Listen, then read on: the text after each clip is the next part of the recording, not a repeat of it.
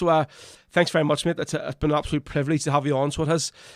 So before we're going to do one more song from the Wolfetones, say we could on any. There's so many songs to play, but obviously Celtic kick off here at 4:00 in the cup today. So we're going to play obviously the probably most well known of all of the Wolfetones songs, maybe the one you just get the most grief for as well. So it is in the media and stuff.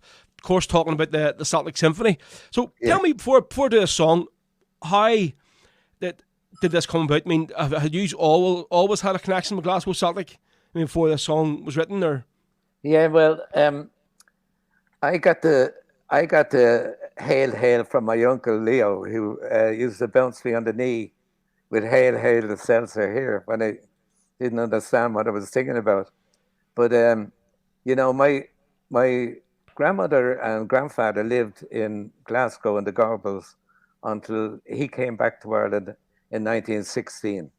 Right. And he was conscripted, and he didn't want to. He said he'd never fire a shot for England. But so I had this Glasgow Celtic thing going on because of the connection we had with the family, with people from Glasgow and everything else. So back in, I'd say, the 60s, 70s, I often wondered why everybody was going around with Liverpool jerseys, Manchester United jerseys, and this and the other. And there was no connection. The connection was lost between Celtic and the Irish people. Yep. So I set out, and someone said, what achievement? I did an interview years ago. And I said, it was reuniting the Irish people with Celtic. And I decided then that I'd have to do something about it. So the song was that reason. Now, it was written for the 100th anniversary in '88. And people said, well, how did the words and everything come about? I said, well, I just, once again, making up stories. But one of the things I saw when I was walking through Glasgow one time and looking at the wall, I see all the graffiti on the wall, and I see ooh, up the ram on the wall. And I see, like, you know, up the cells and all that kind of thing. So it's on the wall. I said, there's me chorus. And so I went into that.